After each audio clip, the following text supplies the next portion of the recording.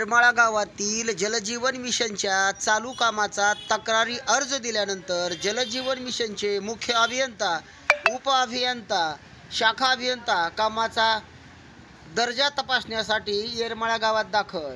मुख्य अभियंत्याचे तात्काळ तपासणी करण्याचे आदेश।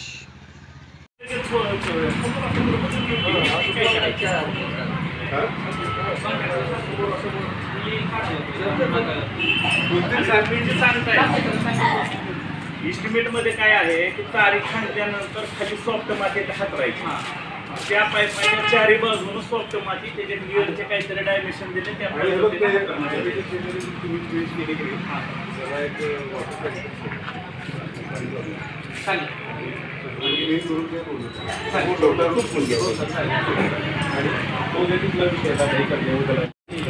मग त्याला अगोदर खाली ट्रेंचला पूर्ण साफ करून घेतलं आपण। त्याच्यामध्ये खडे जे आता गोटे निघालेले साईडला काढलं होतं आपण। त्याला खाली फरक आणि त्याला साफ करून घेतलं आणि त्याच्यावरती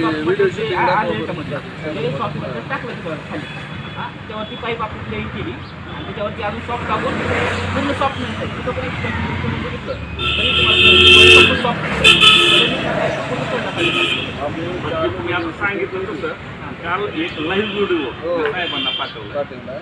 लाईव्ह व्हिडिओ मध्ये काय केलं साहेबांनी बघितलं। लाईव्ह व्हिडिओ मध्ये काय झालेलं त्यांनी जे सांगितलं त्या पद्धतीनं काही केलेलं नाही। तारीख आणली, पाईप टाकला, एखादी दगड पडला त्याप्रसंगी सामाजिक कार्यकर्ते रणजित तात्या बारकुल, नागेश तोडकरी, उस्मानजी तांबोळी, शरददादा बारकुल, मारुती बारकुल इत्यादी गावातील प्रतिष्ठित नागरिक त्या प्रसंगी उपस्थित होते। आज आपल्या येरमाळा गावामध्ये महाराष्ट्र जलजीवन प्राधिकरण विभाग उस्मानाबादचे कार्यकारी अभियंता कुलकर्णी साहेब यांनी व्हिजिट दिली आहे। त्या व्हिजिटच्या मागं उद्देश असा होता की गेल्या 2-3 महिन्यापूर्वी मी गावकऱ्यांच्या वतीने अर्ज दिला होता की गावामध्ये जी पाण्याची डिस्ट्रीब्युशन लाईन आहे ती इस्टिमेटप्रमाणे केलेली नाही। इस्टिमेटप्रमाणे म्हणजे की त्याच्यामध्ये JCBनं तारीख आणल्यानंतर त्याच्यामध्ये डायरेक्ट पाईप पुरला आहे आणि त्याच्यावर जो हार्ड मुरुम आहे तो हातरण्यात आलेला आहे। अशामुळं काय होतं की ज्यावेळेस अवजड वाहनं त्या जागेवरनं जातात त्यावेळेस पाईप दबून फुटण्याची शक्यता असते, दबण्याची शक्यता असते। त्यामुळे पाणी पुरवठा हा अखंडित होऊ शकत नाही। या अनुषंगाने मी माननीय कार्यकारी अभियंता यांना विनंती केली होती की आपण या प्रकरणाची चौकशी करून संबंधित गुत्तेदारास आपण काम इस्टिमेटप्रमाणे करण्याचे आदेश द्यावेत, यासाठी त्यांनी आज व्हिजिट केलेली आहे। व्हिजिटच्या दरम्यान काय म्हणले साहेब?